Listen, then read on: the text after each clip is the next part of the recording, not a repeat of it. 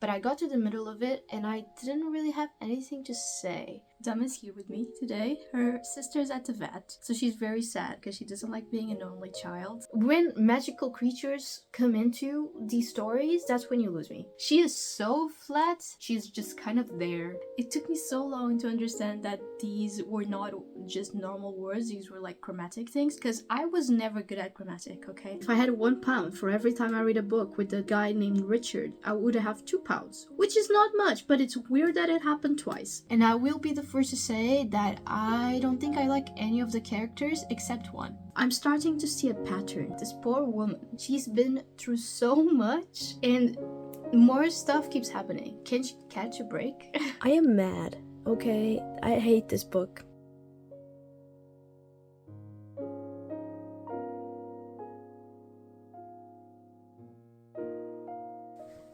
It's time. I have lived for way too long without trying to read Dark Academia. And now it is time for me to try it. Will this be the genre for me? I don't know. I really want it to be. I want to be one of those girlies that just loves Dark Academia. I don't know why. I have no reason to want to be that way. I just do. I'm gonna try and read 3 books for this video. And those are The Maidens by Alex, still don't know how to pronounce this name, Michaelides, this dude. Then The Iconic, the one that started it all, The Secret History by Donna Tartt. And Babel, or Babel, however you pronounce it, by R.F. Kuang. These are the 3 books that I will be reading during this video. So let's get started. First of all, my experience with Dark Academia is not immense. I don't really know what classifies as Dark Academia and what doesn't. Like, is just the day-to-day life of like university scholars or like high schoolers considered Dark Academia, or no? Is there like a thing that classifies Dark Academia? I'm not gonna Google it because I want to read these books and try to answer this question at the end of the video of like what Dark Academia felt like to me. So that's what we're gonna do. But for now, I'm gonna tell you the things that I've read or watched that I think might classify as Dark Academia, but I'm not actually sure. So the first one is, I actually have it here. I should grab it. It is like stuck. I'm gonna grab it. The first one is The Perks of Being a Wallflower by Stephen Chowsky. I loved this book. I love the movie as well. I would say the movie is also Dark Academia for me, even though it probably isn't. But I'm not sure. To me, this feels like a Dark Academia, whatever that means. And I just love this. I love this a lot. This is about this teenager trying to figure himself out during his first year of high school. And he's trying to like make friends after going through this traumatic experience, and he's just trying to like figure out who he is, and it's just lovely. I love this book a lot. This is a masterpiece if I ever seen one. Then the other thing that comes to my mind is the movie The Dead Poet Society. I love that movie as well. I have seen it multiple times. I think the first time I watched it, I was probably way too young to watch it. I watched it with my mom and I didn't really understand the part at the end that I'm not gonna talk about, but if you've seen it, you'll know. Like, I didn't really understand what happened. This, to me, Robin Williams at his best, Ethan Hawke at his best, and all of the other actors that I don't remember their names. This, to me, is Dark Academia. Just like Kill Your Darlings, or Kill My Darlings. What is it called? You know the movie with Daniel Radcliffe? Yeah, I love that movie as well. So I would classify that as Dark Academia as well, even though I haven't seen that movie in years, so I don't actually remember what the story is. I should probably rewatch that. Probably can hear my mom's dogs barking. I feel like I would really like that movie now as an adult. From what I remember, they were like in uni and there was this murder. I don't know why. Dark Academia always makes me think that there needs to be like a school setting and a murder. For some reason. I don't know why. That's just what my brain goes through when I think about Dark Academia. It's like silly young adults goofing around at university and like something really bad happens. But yeah, that is the things that I've seen and read that I think might classify as Dark Academia. So now the only thing that's left to do is actually start reading. We are going to start with The Maidens. All I know about The Maidens, before starting this is that it takes place in Cambridge, which I'm very intrigued by. I've never read a book that takes place in Cambridge, and the book that I read that had a scene in Cambridge made me so incredibly happy for no reason, and it was Radio Silence. There was a scene where the main characters go to Cambridge to like look at a college or something. Yes, absolutely, I love it, but I've never read a book that the whole thing takes place in Cambridge, so I'm very excited about this. I'm intrigued to see if I'll know the places that the author mentions, like if I've been there or not. I am currently in Portugal while I'm filming this, which is very anticlimactic. If I was there, I could tell you about the places and we could go there, but I'm not there, so I don't know anything else about this book. But I did start this yesterday, so I can start telling you a little bit more about it. I read 50 pages of this yesterday, or let me see how many chapters that is. 12 chapters of The Maidens. And this is about a woman called Mariana who her niece calls her, like kind of in a frenzy, telling her to turn on the TV on the news channel, and she turns it on and she sees that there's been a violent murder in Cambridge of this young girl that went to university, and they were describing like the features of the girl and all of these things, and her niece is convinced that is her best friend that was murdered, and she asks her aunt if she can go to Cambridge to visit her and just like be there in support. So as far as I read, that's like the plot of the book. Mariana lives in London and her husband had just died. She's a therapist and now she's going to Cambridge to help her niece. I'm intrigued. So far, I wrote some notes. Let me get my notes. Alright, so first thoughts is that this main lady, I'm not gonna like give spoilers to the book or anything. This is safe to watch. I'm not gonna give spoilers to any of the books, but I need to say, this main character, she is so freaking unlucky. She is the most unlucky woman I have ever met. Oh my god, this poor woman. She's been through so much, and more stuff keeps happening. More horrible stuff keeps happening to her. And I'm just like, can she catch a break? Some of the stuff that happens to her, I just don't understand how she can like cope with it. Because if I was in her position, I think I would feel so guilty. Also, something that I thought was pretty interesting, they do say like she's from Greek descent, like she's from Greece, and she was from this little island near Athens, and she goes to Naxos, or however you pronounce that, Naxus, Naxos, for holidays with her husband, and I'm pretty sure Naxos is Ariadne's island from like the Greek mythology. So that's pretty cool because I read a whole book about it. So it's cool to see that brought up again, even though it's a completely different story. It's cool to me, okay? Some other little bits and pieces about this story that I've liked were the relationships so far. So I really liked Mariana's relationship with her niece, Zoe, and I really liked the relationship that she had with her husband, Sebastian. That's his name, Sebastian. I really like those two relationships. And I also really like Sebastian's relationship with their niece, Zoe. I also feel like the way that Mariana and Seb met, they met at Cambridge University. They both went there and they met during one of the balls, which feels realistic to me. At the end of, I think it's the academic year, I'm not exactly sure because I didn't have balls at my university. This is like an exclusive Cambridge University thing, and you need to pay to go to these balls, and you can technically go without being from Cambridge Uni, but it's like a whole ordeal. But yeah, these balls do exist. They are usually during the summer months. I believe the balls from this year were in July or June. I remember it was at the same time as Pride, which was interesting to say the least, because you had like one side of Cambridge dressed up in rainbows, and then you had the other side of Cambridge dressed in fancy wear, like all of these ball gowns and tuxedos and like high heels, all of these nice clothes ready to go to a ball. It's very interesting juxtaposition for sure. So it feels realistic to me that she met her husband to one of those balls. Like, it just feels like it's something that happens all the time. So I really appreciated that little tidbit of information. Also, Julian. There's this guy called Julian. I already don't like him. I don't know what it is, but something about him gives me the ick. And yeah, that's pretty much all I have to say so far. I mean, I've only read 50 pages. There's a lot left to go.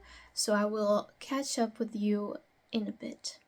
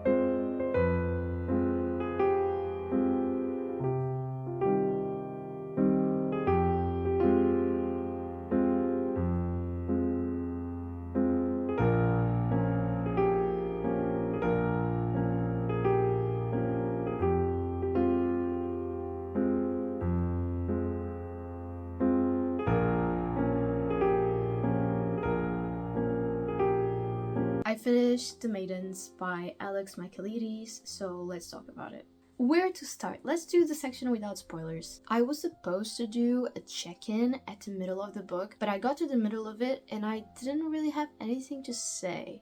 So I decided to just keep going and give you the update at the end, because honestly, there's not much to be said for this book.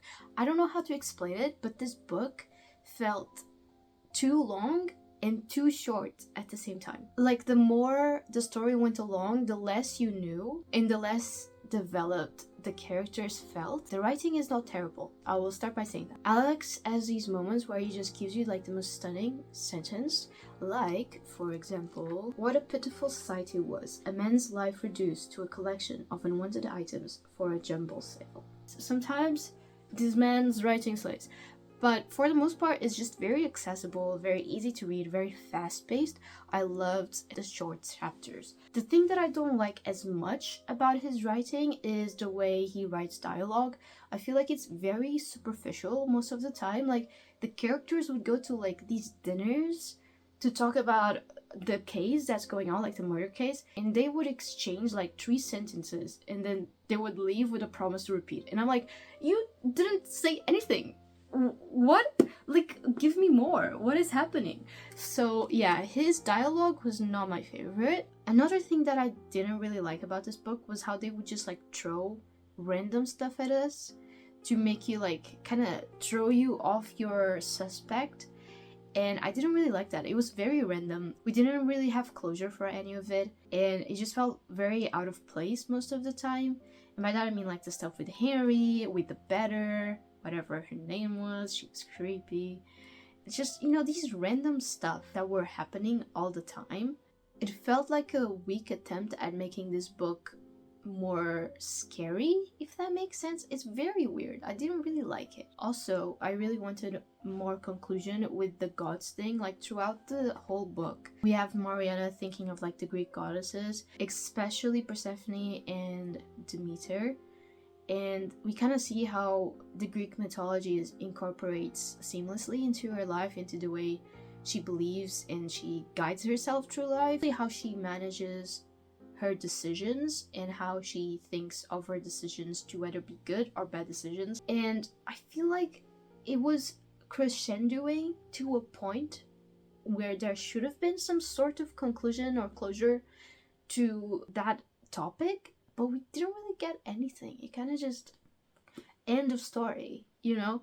So I wish we had more of that, and that it had like played maybe a bigger part. Like, if we were going for them having this big influence on her thoughts, I would hope that they would have been more explored, which just wasn't the case. So I think this was a good introduction to Dark Academia, because there wasn't a lot of like lyrical prose that might make it more difficult to read and take me longer to read, like The Secret History, for example. But I still felt a little disappointed with this book. I feel like all of the characters in this book were throwing me off. Like, all of them, for some reason, were red flags. Absolutely all of them. I cannot think of a character that didn't weird me out, which is not fantastic, because I'm pretty sure you're supposed to love a few of these characters, and I just did not feel that connection. So yeah, overall, not my favorite book. Now I want to talk a bit about spoilers, because I have stuff to say. So if you don't want to listen to any spoilers, jump to this minute. Okay, is everyone gone? Everyone gone from the room. Let's talk spoilers for this. I have some notes. I have some thoughts. For a long time, I was so convinced that Professor Fosca was the actual killer, because this man is so creepy, and he strikes me as such a phony person. Like, he has this fascination for Greek tragedy, and he talks about like transcending all the time, and I'm like, that's the key, right? That's the key here. This is why he killed those students. It was because he thought that he could transcend. He also said something that annoyed me profusely. Like, it boiled my blood when I read, and it was about Epigenia, or Iphigenia. I don't know how to say her name, but she's from Greek mythology, and she's Clytemnestra's daughter. And if you know the story, If you don't know, well, you're in the spoiler section, okay? So I don't know what to tell you. In the story, Iphigenia is taken to her dad, Agamemnon? I never know how to say his name. She's taken to his dad in the promise to marry Hercules. This is during the Trojan War, and she goes there with her mother, thinking that she's gonna marry Hercules. And Achilles. I don't know why I said Hercules. Anyways, she thinks she's gonna marry Achilles, and then she gets there and she's sacrificed by her dad. Like, her dad kills her. And I hate how he phrased this, because he said that Iphigenia, preparing herself to die for Greece. She did not prepare herself to die for Greece. She was an innocent teenager who went there with her mother, excited to get married. And then she was killed, brutally killed by her father. And by the time that she realized that that's what was happening, she could do nothing. She couldn't run away. She did not want to die for Greece. Like, this boils me. From that moment on, I could not trust this guy anymore. Truly. I could not stand him. And he just kept getting worse. He had like this weird fascination. I feel like all of the men had a weird fascination on Mariana, and he just like fully kissed her without her consent. And I'm like, he needs to be put down. Like, what is happening here? Ew! She never gave him the idea that she might like him. She was accusing him left and right, and he knew that she thought he was the killer. And oh my god, and he always has this smirk on his face. The way I want to slap it off his face. Talking about like how everyone's obsessed about Mariana as well. I don't understand that. Like, literally, what's the deal with that? You know, what is the deal with that happening? Because she literally just got there. So why is everyone so obsessed with her? I know Cambridge is a small city. I mean, for me it's huge, because I come from an actual small city, you know? So Cambridge to me is like giant. But I understand that people from London will think that Cambridge is a small city. But still, we are not that bored in Cambridge that a new person is like a heart-stopping event. Like, it's not life-changing. Whatever. Okay. Also, the thing with Serena and Mr. Norris, the way we didn't get any more information on that, like how that started, if there was consent, like anything. We didn't get anything from that besides Mariana seeing them hooking up in the graveyard, which also very weird. But honestly, like I said, like everyone in this book is creepy and suspicious. Like, there's not one person that I didn't suspect at one point. Besides thinking that Professor Fosca was the killer, I then started thinking that it was Zoe and Fred working together. Like, I was fully convinced to the point where when we found out that Zoe was the killer and Fred wasn't, I was like, but where is he? Like, I swear. He's helping her. Why isn't he here? And then he almost dies. So like, L, I guess. I don't know. I don't like Fred either. There was a moment, and I will read you the notes, where I say, I'm starting to warm up to Fred right here at the top of this page. 1, 2, 3, 4, 5 sentences later. I don't trust Fred. So that like for Fred was only temporary. I didn't like him in the beginning. I thought he was weird on the train. He was very insistent and just weird, just plain red flag. Then Mariana started like talking to him more, and he started feeling a bit better. Like, I started liking him a bit more. And then all of a sudden, I don't like him anymore, because he also, I don't know what's up with the man on this, but he also kisses her without her consent. I don't get it. Like, does Alex think this is like romance? I mean, I know that this is not considered romance, but still, that is weird. Why don't they even like let her know that they're gonna like kiss her? Like, just do something. That is very odd to me. I also don't understand why she doesn't just like punch them or like try to get them off her when they kiss her. She kind of just lets it happen, which I don't understand why. Throughout the book, you can see that she's still very like in love with her deceased husband, and that she's still very loyal to him. She does go through like a liking Fred arc phase, whatever you want to call it, where she was like, maybe, but then she realized that that's weird and she actually doesn't want to do that. So I don't understand why, being someone who's still so loyal to her husband, and even just like out of respect for herself, she doesn't just like push them off. I really don't comprehend this decision by the author. She, to me, Mariana, is so flat. She is so flat. There is no character development whatsoever. She's just kind of there. She's not the best main character. Then, the big final reveal. Let's talk about Zoe and Sebastian. I did not see that coming. I knew that Zoe was involved, so that did not surprise me. But Sebastian being involved? When she said that it was Sebastian, you can see my note here. I will read it to you. It says, what? What do you mean Sebastian? He's your uncle. Like, I was so confused for the longest time. For the longest time, I thought that she was just imagining everything in her head. That, like, Sebastian had this romance with her, and he liked her, and, like, he was a pedophile. And then he actually was. And I was like, I don't know how to feel about that. I heavily dislike that. And I think why I didn't like it and why I didn't see it coming. I guess it's a good plot twist. I don't know. But I think what made me not like that twist was how much they make me like him at the beginning of the book. Because we see, I guess that's the thing, right?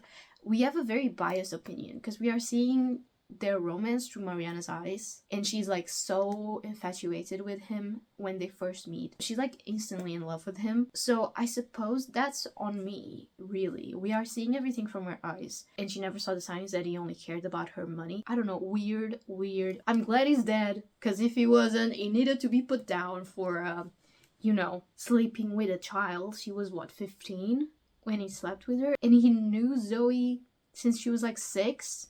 And he was like basically her father as well. I think that's it. I'm gonna leave a little card with my rating and possible trigger warnings that you might want to look out for if you want to read this book. Definitely read the trigger warnings. And yeah, that was The Maidens. Now that we finished The Maidens, it is time for us to start reading The Secret History by Donna Tartt. The reason why I chose to start with The Maidens instead of The Secret History is because I thought The Maidens was a much more light an easier entry into dark academia, whereas this is the polar opposite. This is considered like the mother of dark academia. This is the thing that started it. It is chunky, even though it doesn't look like it. It is over 600 pages, and it is kind of scary to me. Something about this brings me fear. And it's not just big book fear. It is just intimidating. I heard that this is not an easy read, that there are some dull moments that make you want to stop reading it altogether, and I've also heard that it is kind of messed up and that some stuff goes down. So I am a little bit concerned, but I am very curious to see how this started a whole literary genre. So let's start.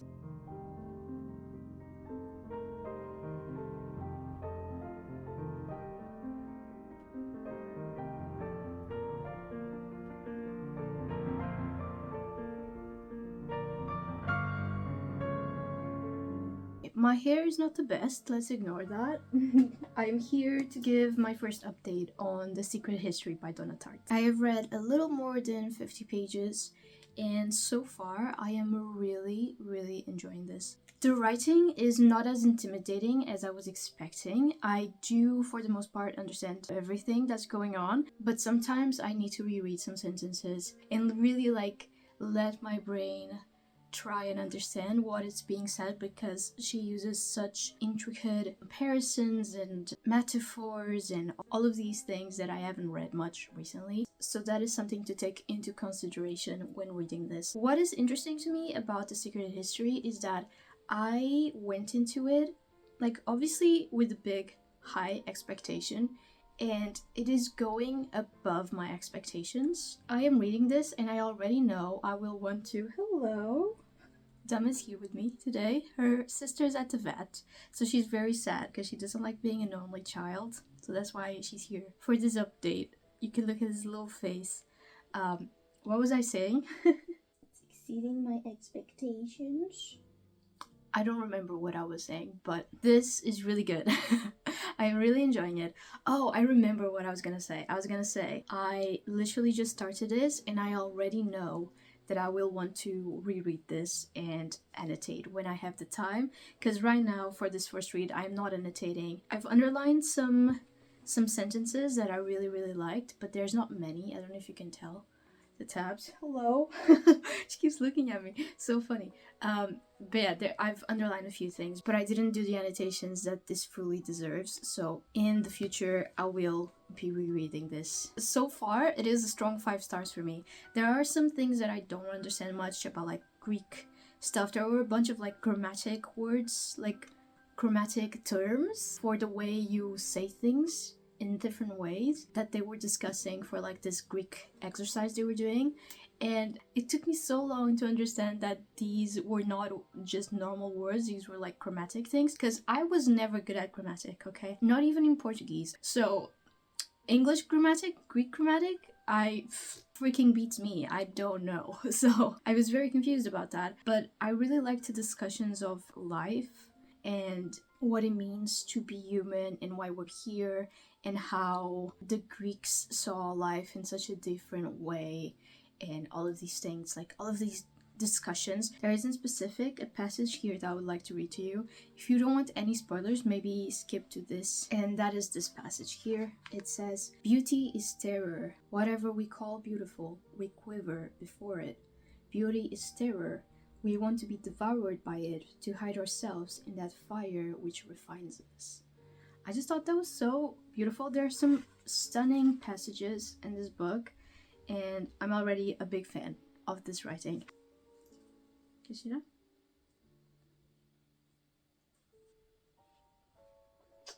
The Secret History is about Richard, who enrolls into a university in New England, USA, and he ends up enrolling, or wants to enroll, into Greek lessons, but they're not allowing him to, saying that the teacher that's there, he's very specific, he doesn't let anyone into his class, and even though it says that they can take Greek, they should just take that out of there, because like he doesn't really accept anyone. So he goes and he talks to the teacher, and the teacher tells him, "Oh no, sorry, I would really like to have you in my class, but I already have 5 students, so I can't have you." He ends up meeting the 5 students that this professor has, and through speaking with them and helping them with their Greek exercises, basically, he is led into the Greek classes.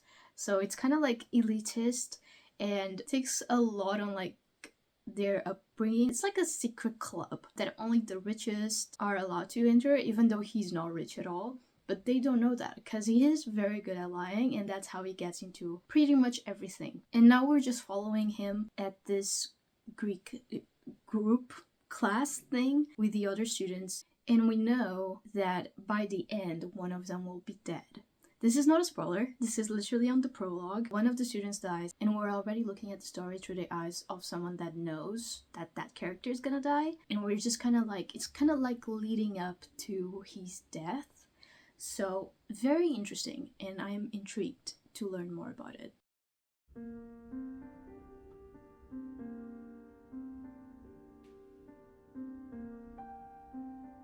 Hello everyone, I am over halfway done with The Secret History. I'm a little over halfway actually, I think I'm 55% of the way in, but you might have noticed that I have changed places. That's right, I am back in the UK. I left my book back in Portugal because I didn't want to like travel back with the books that I left there because I'm rapidly running out of space here. So I have been reading the book on my Kobo and I have updates. Writing wise, this book is still very stunning. I absolutely adore Donna Tartt's writing. Like I said on my first update, I already know I will be rereading this when I have a lot of time to properly go over it and do the annotations. And I know that I will want to pick up her other books, more specifically The Goldfinch. She is just the type of writer that is capable of writing about mundane stuff in the most beautiful and poetic way and just make you care about it so much. That's my opinion, writing wise for now.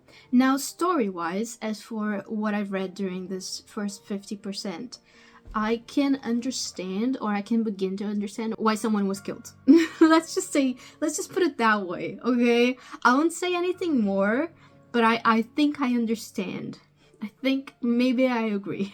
I don't know, is that bad to say? It is interesting to me, and it was definitely like a big surprise how much sexuality is explored in this book. I really didn't expect this to touch on queerness, for example. Maybe because the friend that I'm reading this book with told me that you had to read in between the lines to find the gay. And you definitely don't need to read in between the lines to find the gay. I will tell you that much. I was shook. It is so beautifully done though. I absolutely adore it. I just did not expect it. And also on the other hand, there's this disgusting homophobic ideas coming from some of the characters that kind of like slap you in the face. I don't know why, I just didn't expect people who study Greek to not be homophobic. I will say, this book takes a very big turn. Stuff just starts getting weird at some point, around like 30%. And you definitely didn't like see it coming. And it touches a lot on like the human condition and morality, especially like whether you can justify your actions on the basis of your being or not. And it's just so stunning. I also love pretty much all of the cast of characters. There's like one or two that I don't like quite as much, but for the most part this is very much found family, and I just love seeing the little moments where they are doing something together, where they're like at France's summer house type of vibes, and it's just, the imagery is so vivid and so beautiful. Like I feel so immersed during those scenes especially, and there hasn't been a single scene in this book where I wasn't entertained. Like I was never bored, and I think that's a very big accomplishment, especially for me. I also think that the exploration to the human mind, especially after something really tragic and dramatic has happened, like the way people cope in different ways to this very traumatic event, which in this case is the death of one of them, is so interesting because we see a lot of like derealization and dissociation, but also you see like the other end where they're like trying to chase normality and just trying to pretend like nothing really happened. It is so intricate. My only complaint so far is that we don't see enough of the teacher. Like he felt like he was a very big deal, this teacher, in the first 50 pages, and then we kind of just stopped seeing him throughout the rest of the book, or at least up until 50%. I don't know if I would want to have like big scenes with the teacher, because the focus of this book is definitely not the teacher, it is definitely the group of students. However, I feel like it would make a lot more sense to have some, even if it's just some like small scenes where we see the teacher kind of like interact with the student body, or maybe scenes where we would see the teacher react to the stuff that his students are doing and see where he would morally stand when it comes to all of it. And we just don't really get that, or at least haven't gotten that until now. So that is like my only complaint of this book so far, but it is still sitting at a 5-star, and I'm excited to see where else it's gonna happen in the next 50%.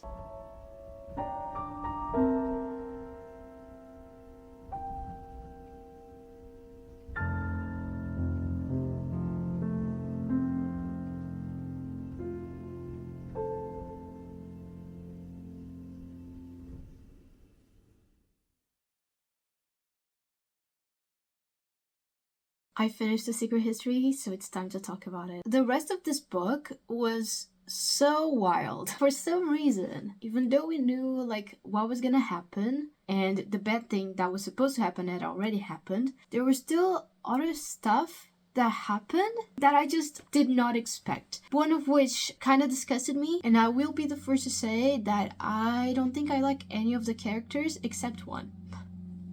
Like, all of the characters are so deeply flawed to the point of annoyance. And by the end, I just could not relate to the characters at all. I'm not gonna tell you who I like, and I won't tell you who I don't like. I will just let you know, for the most part, I don't like anyone. We kind of see the characters' mental health, like, deteriorate during this last part. We see them, like, deal with guilt and, you know, all of the consequences of their actions, basically. And it's interesting to a point, but I felt like he was missing something. I feel like maybe the last part of this book kind of dragged a little bit. I feel like he could have easily been like 100 pages less.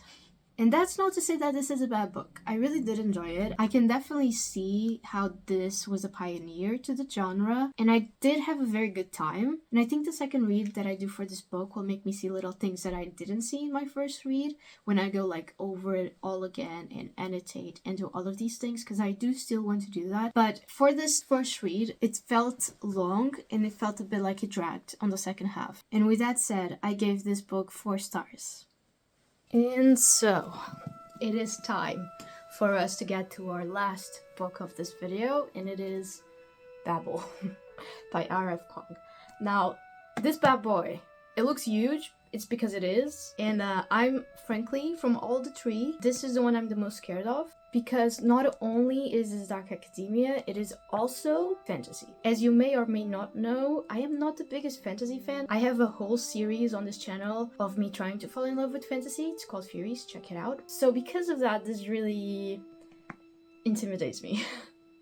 I am scared. Also, this is in Portuguese. I'm not sure how much of it I'm gonna be able to read in the physical version and how much of it I'm gonna read in Portuguese, because I am leaving to the UK very soon and I'm not gonna take this with me. So we will see how much I get through. I don't really know much about this book besides the fact that some people think that this could have been 100 pages shorter and that the ending is not like the best. At least that's what one of my friends told me, and she loves Dark Academia. And then I have my cousin's opinion, which is very different.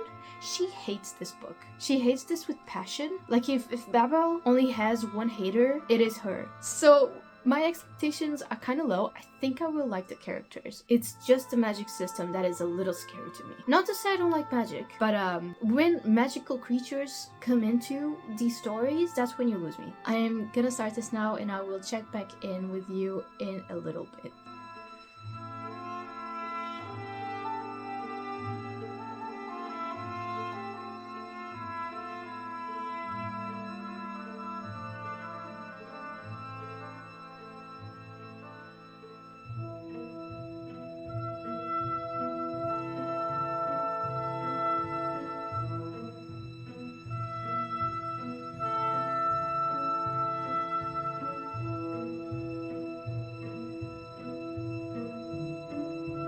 Hi everyone, it is time for the 50-page update for Babel, or Babel. However we're pronouncing it, I don't know. You might notice I am in the UK, which might have been confusing because I filmed the last few updates of The Secret History in the UK, and then we went back to Portugal for the first update of this book, and now we're back in the UK. I didn't travel multiple times, I just pre-recorded the Babel first clip because I knew I wasn't gonna have the time to read it while I was in Portugal, and I wanted to be holding the book in the first clip, so that's why I was there. That's why it's pre-recorded. But here we are. So now on to the first update for Babel at the 50-page mark. What are my thoughts? What are the vibes? And are the vibes good? First things first, I gotta say, this is the second book that has one of the main characters is called Richard.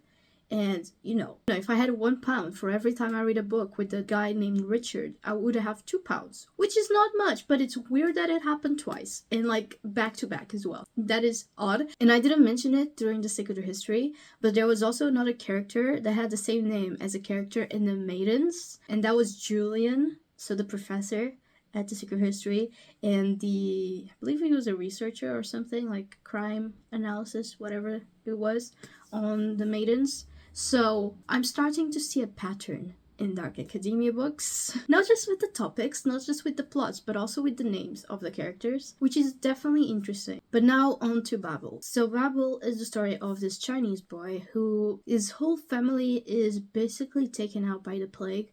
This takes place in, let me check my notes, 1829.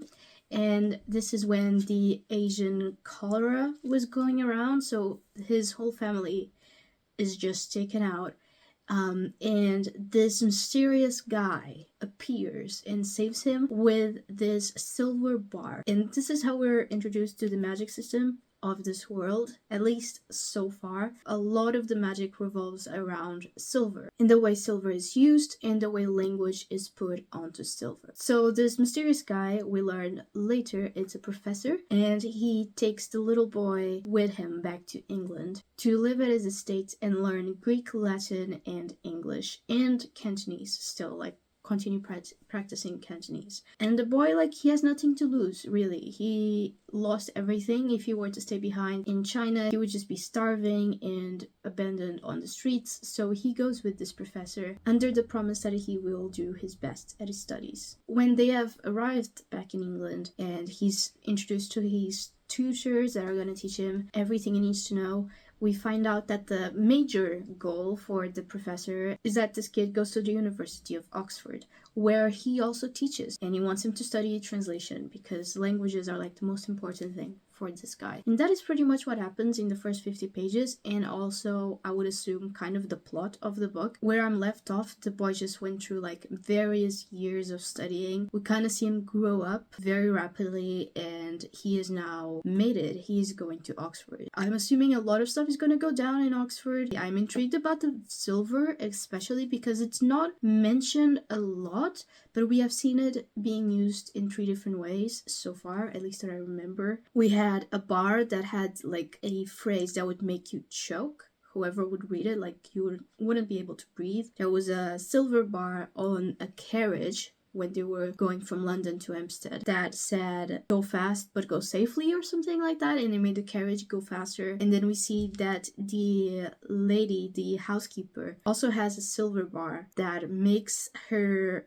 I'm not exactly sure, but it's like some sort of food process that usually would take hours, only takes her a few seconds with that silver bar. So I'm intrigued to see the extent of the silver's magic, see how far it can go, and how desired it is by everyone. Because so far we've had like different opinions on the silver. We have like the teacher who loves the silver, and like London in general seems to like the silver. It's like silver moves everything. But then we also have the boy's side, where from his family, he's been told that the silver is like demonic. So I'm intrigued to see where this is gonna go. As for the characters themselves, I really like the boy. He chose an English name, so he goes by Robin Swift, even though that is not his Chinese name. He is just so wholesome. I really appreciate this kid. He just loves reading. He loves like diving into the world of stories and just immersing himself in everything to do with books. And he's just a sweetheart, honestly. Some of his behavior is relatable to me as someone who is an immigrant. And I will read you that phrase. It's not too big of a spoiler, so I hope you don't mind. The part that is relatable to me about him and being an immigrant is his relationship to his mother tongue. Because he put in his brain, and this was very much because of the professor's fault, he put in his brain that he needed to be as English as he could be, and therefore he needed to always think in English, and if he had taught in Cantonese, he needed to like get rid of it and all of these things. And then the teacher told him to still practice his Cantonese, and he was like, but why? And then he realized that he was forgetting his own language, because it's very easy for you to start forgetting words of your mother tongue after you've immersed yourself in the culture and the language of a different country. And he says about that, he says, but he was forgetting. That terrified him. And this is the part that so far to me is really relatable. I have found that living in the UK, I wouldn't say that I am terrified of forgetting my mother tongue, but I have definitely noticed that while I've lived in the UK, this is going to be my 7th year, I think, of living in the UK, there's just certain things in Portuguese that I just don't remember how to say until I go back on holidays, and I still don't remember how to say it. I need to like describe what I'm thinking to my parents so they can tell me the word, and then when they tell me the word, I'm like, oh yeah, that's right, that's the word I was thinking of. Which is, I wouldn't say it's scary or terrifying, but it's sad. I think it's really sad that you just forget your mother tongue slowly but steadily. You start forgetting it. Not entirely, of course, like I still speak it, but it does very much happen. So that part was, yeah, it hit something. I'm not a big fan of the professor, I will say. I think he's rude, I think he's disrespectful, I think he is not fit for being a parent, quote unquote. He doesn't see Robin as his child, he's just a guardian. But overall, I just don't like this professor. He strikes me as someone so snob that only cares about his own things and only cares to see people that are exactly like him. Other than that, I am really enjoying this book so far. The writing is fluid and it is beautiful, just like I had expected. I had read one other book by this author before, and it was Yellowface. And the writing was very, very good. Like very, I don't really know how to explain it other than it being smooth. Like it just rolls off. Kind of like V. Schwab's writing as well. V. Schwab's writing is like butter. It will just roll off the tip of your tongue. And this writing is very much acting in the same way. So I'm really, really pleased. And as far as I can tell, this book is all about passion for books in languages, which I am very happy about. I feel like I share some similarities in that sense, so I'm very excited to see where this is gonna go. I will see you when I'm halfway done with this book.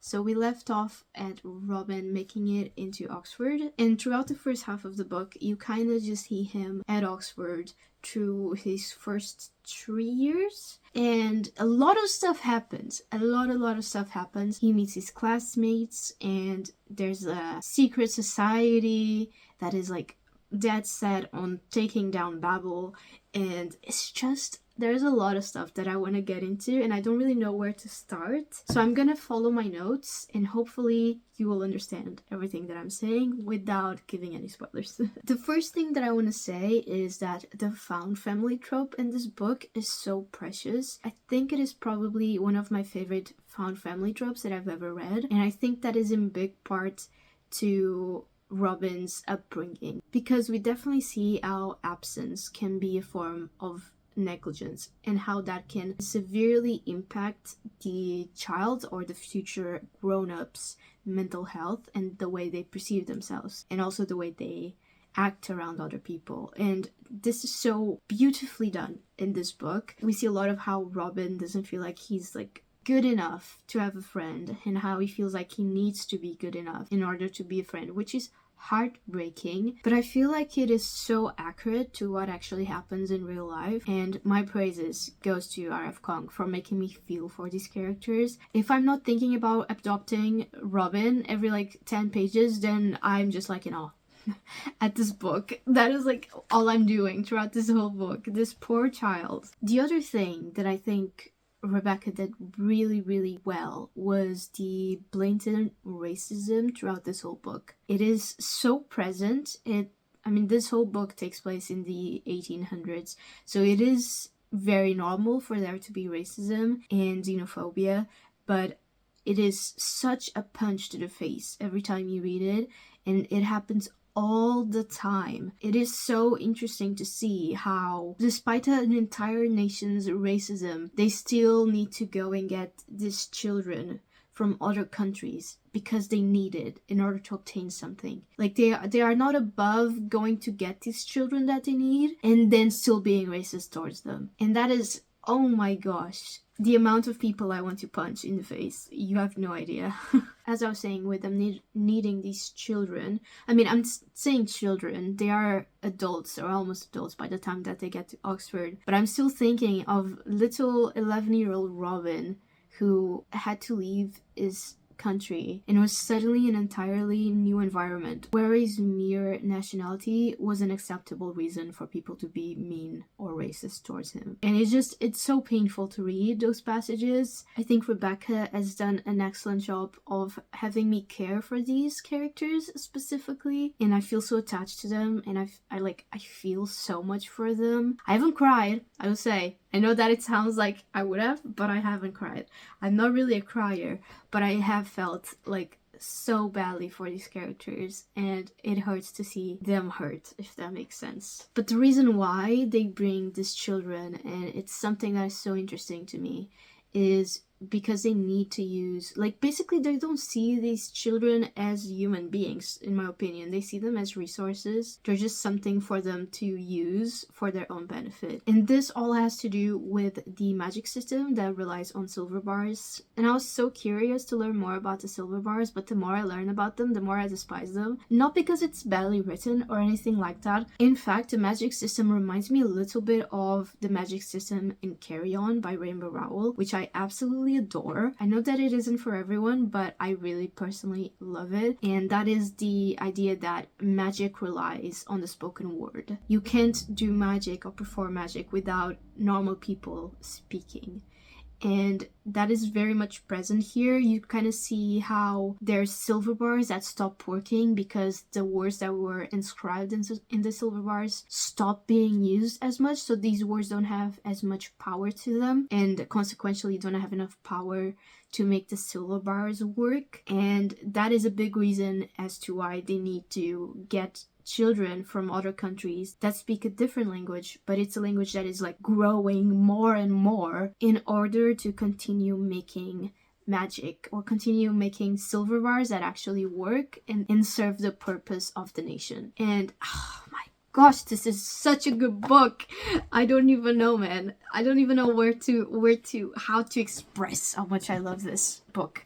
It is, gosh, it's made me think about so many things. I don't think my opinion will ever do it justice. It is definitely a book that you need to like take your time with, because there's some very difficult passages to read, not just in terms of like it being painful, but just in terms of like the language that is used and the way R.F. Kuang like manipulates language in order to like bring Babel to life. So you kind of sometimes just need to sit there and reread the same sentence to try and make it make sense. I think I can see why people wouldn't like this book. There are some scenes that kind of drag a little bit, and they drag for me as well. And those are like the class scenes, I would say, at least for me, and the very long explanations on how things work. So you have like very long explanations on language during their classes, or the intricacies of how silver works. And I just know that if you asked the most niche little question to R.F. Kuang about this universe, she would have an answer. I am 100% sure that she poured her blood, sweat, and tears into this book. She lived and breathed these characters, and it really shows. It really shows in the book. Those passages get a little lost for me. I kind of just read it and continue going, because it's very intricate. It's very intricate magic system, and I don't think I could 100% understand it, but I'm still enjoying being here and just reading about these characters. We also see like a lot of that immigrant connection, because obviously we have other children from other places. So we have someone that is from Calcutta in India, we have girls from France, I want to say, and other different countries, and it's really beautiful to see the instant connection between the immigrant kids. Because Robin, for example, like feels this instant connection with Rami, who is from India, and they just kind of bond over what living is like for them as immigrant kids who also don't look the same way that white people look. And it is so well done, truly. The other thing that I'm really enjoying is the way that Rebecca writes about Oxford. Like, the atmosphere is there. Like, I feel so immersed reading this book, and I feel like she's doing what Alex Michaelides wanted to do for Cambridge and just completely failed at. Like, I was so excited for that book. You know, I was so excited for it because it took place in Cambridge, and I live in Cambridge, so I was ready to read all of the beautiful descriptions about Cambridge and just feel so much more in love with my city. And I just didn't get that on The Maidens, but here I cannot wait to the day that I can visit Oxford, just because of the way that she describes it. She makes it sound so magical, so beautiful, and I really applaud her on this. It must not be easy to do. Similarly to the racism in this book, there is also a lot of misogyny, because women were not really meant to be studying at the time, but Babel doesn't really care. It is like a bit more progressive in terms of having women study there, although they are still backwards in many ways. Like, they make the women wear men clothes, let's say, and have their hair shorter so they wouldn't like tempt the men or whatever, or distract the male students, which is really backwards thinking. But they are still allowing women to study there. I don't think it is so much with them being progressive. I think it's just out of necessity for the silver bars. But nonetheless, you kind of like stop feeling this misogyny when you are inside of Babel, but then you're reminded all over again when the female students go out of Babel and you're like following them through Oxford, and suddenly they cannot go to like museums alone, or they cannot go to bars alone, or go many other places. They just cannot do stuff by themselves because they're women. The other big topic of this book is the unfair distribution of the silver bars, because people pay a lot to have silver bars made, and the silver ends up mostly staying in the UK or being used to benefit the UK, and they're very rarely sent to countries that actually need the silver bars, whether that be for medical reasons or to help with progress in those countries. And there's a very big like talk when it comes to morality and ethics and what exactly is right, especially because the main character sits very much in the middle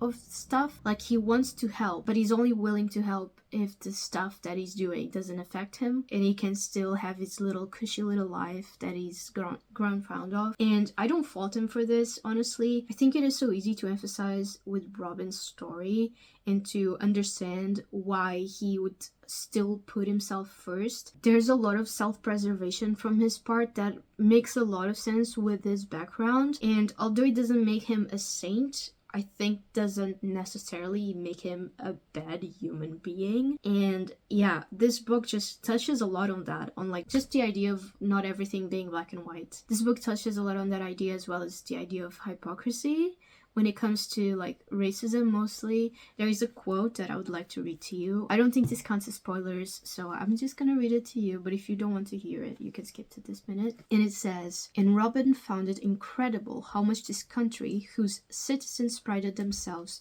so much on being better than the rest of the world, could not make it through an afternoon tea without borrowed goods." Isn't that so true?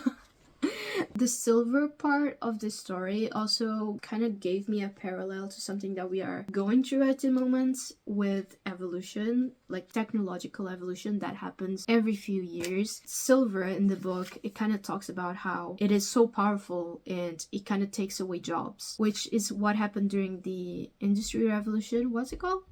And it reminds me to what we are going through now with AI, because AI is like during that stage where it is taking away more jobs and it is making jobs. And it's very interesting to see how people felt about it back then, even if this is fiction, but I'm sure people felt like this during the machine revolution compared to how people feel now, because I feel like it's very similar. There is always going to be the people who hate it and can only see it negatively and how it can't be anything but bad, and there's the blindly positive people who are just so excited for it and cannot help but see the benefits of it. What I find interesting in all of this is that it is making me realize that the people who are, I'm not talking about the people who just like it and are like okay with it. I'm talking about the people who highly praise it, who are blindly positive about it, how they are usually the people to benefit from this. And it is, I never realized that until now, and it is so interesting to read.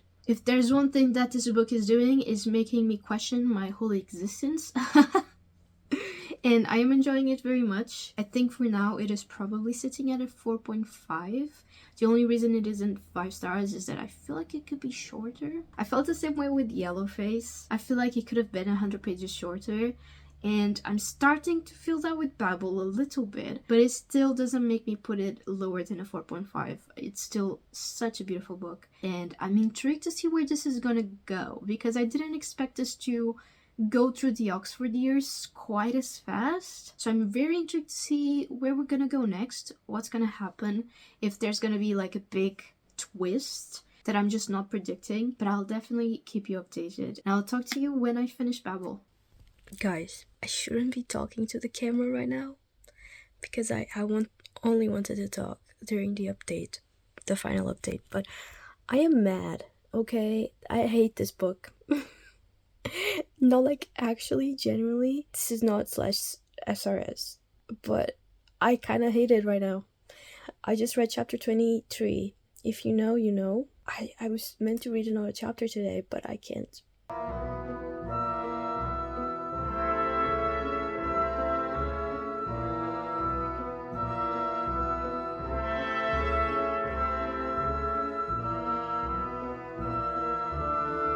I finished Babel, so let's talk about it. This book was just so perfect. I don't even know how to express how much I love this. I can definitely see its flaws. I talked with a friend of mine that also read Babel, and she gave it 3 stars. And we were discussing like why she gave it 3 stars and why I gave it the rating that I did.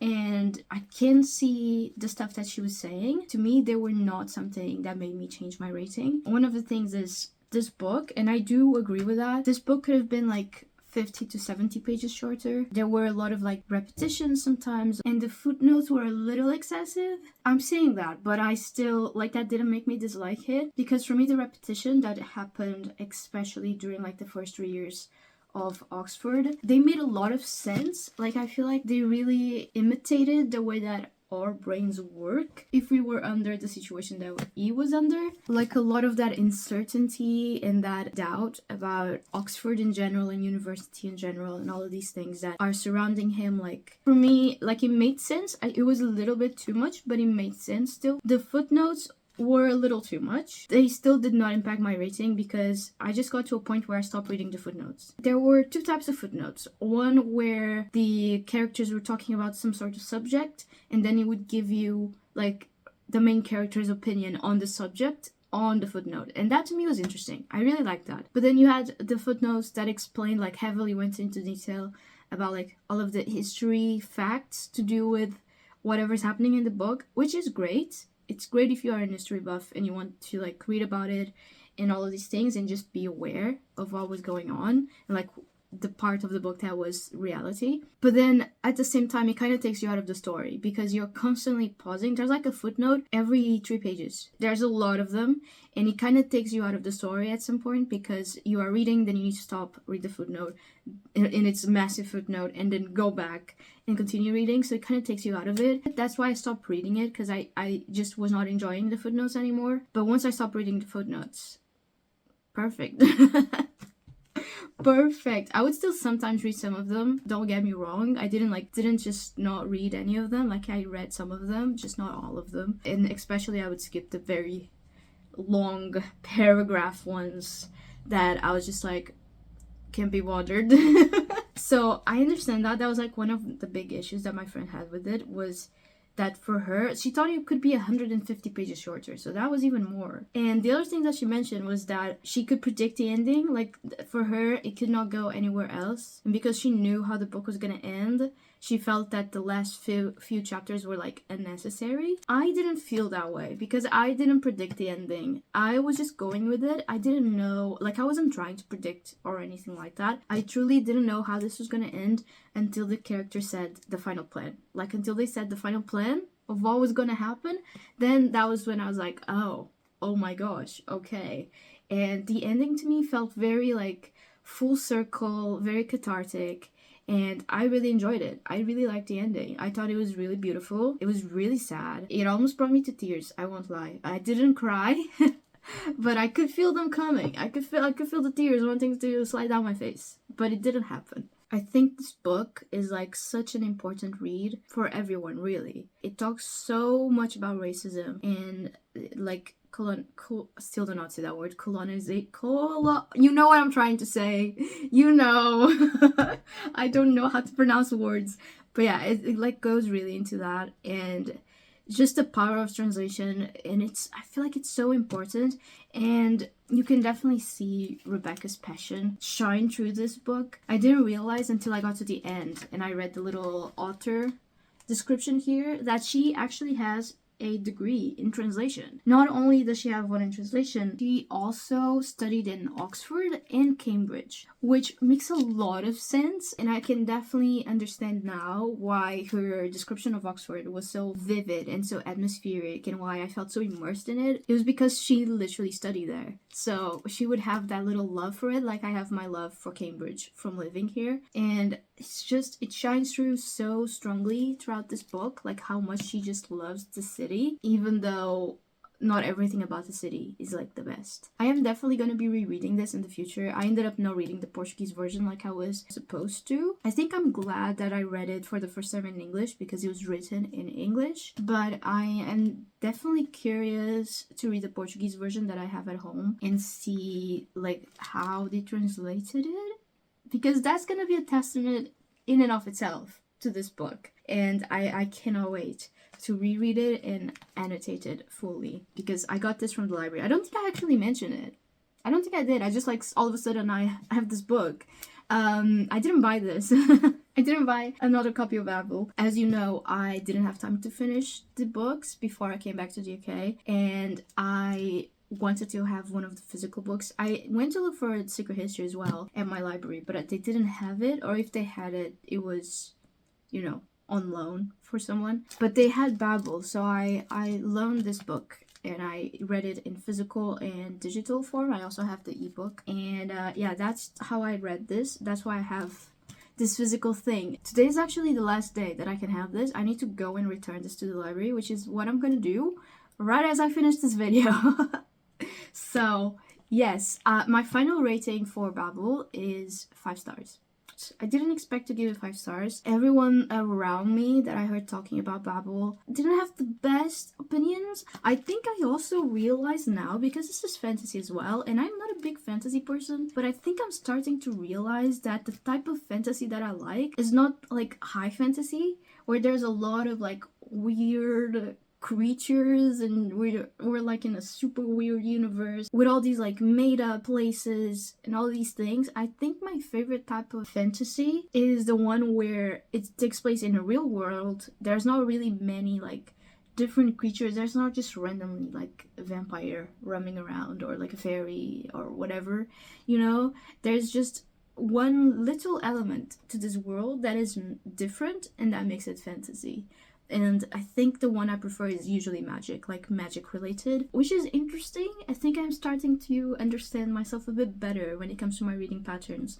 I will definitely have to explore that a bit more, see if when I read more books like that, it stays true. So if you have any recommendations, please let me know in the comments. I will probably do a video on it, and we can definitely test it out to see if that is the type of fantasy that I like. And so, the question that we've all been waiting for, what is dark academia? And what does it actually entail? Because I posed this question at the beginning of the video, and I said I was going to read all 3 books and see what I could come up with. And this is what I've gathered. This is what I've gathered from reading 3 dark academia books, okay? It is usually very atmospheric, very dark, haha. It usually takes place in like this old type of like town, like very old, full of culture and history, very like student focused town or city. So like Oxford, Cambridge, Hampstead, I believe is the town from Secret History. I never know, but you know what I'm trying to say, like old vibes.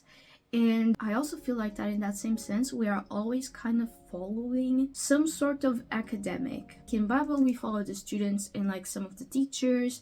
In the Secret History, we followed the students mostly, and then on the Maidens, we were following not necessarily the students, but one of the secondary characters was a student, and the murder that happened in that university happened to students. So I feel like we're always, in a way, following like some sort of academic. And the other thing that I noticed is that there is always a murder, whether it is a character trying to figure out who murdered the person, or the character's murdering the person, or there's an accidental murder, or multiple murders, whatever. Regardless, there seems to always be a murder. I don't know what it is about it. And I was talking to my friend yesterday about this, and she was like, that's why it's called dark academia. I was like, oh my god, okay. That makes sense. I feel like I should have put 1 + 1 together, but I didn't. So there's that. And the other thing that I've noticed about dark academia books is that there is always like dead languages in it. They're always studying some sort of dead language. So in the Maidens, you had like the old Greek mythology professor, and they were studying Greek. And then in the Secret History, they were studying Greek and Latin. And then in Babel, they were studying Greek, Latin, and a bunch of other languages, including like old Asian languages. So that is what I noticed. That is what I think is dark academia. Correct me if I'm wrong, but that is what I've gathered from reading Dark Academia, and I must say I am a big fan. I don't think I would read a bunch of different Dark Academia books in a row again, because it does get like very repetitive. Like the stories can only go so many places. The plots can only be so different, you know, because they are following like this recipe basically. So I would probably pick up a book and then only pick up another Dark Academia book like after many months, but I'm still very happy that I picked up this genre, and we ended up with a 5-star at the end. We got it. We got the 5-star. So I will definitely be exploring this genre much more, and if you have a favorite Dark Academia book that I haven't read in this video, let me know in the comments. I might do a part 2 of this, who knows? Or I will just talk about it on my second channel, who knows. And with that, this is the video for today. I hope you enjoyed it. Feel free to give it a like, subscribe, and turn on the notifications. It will let you know when I go live or when I post a new video, and it helps me out a lot as well. And with that, I will see you in the next one. Bye!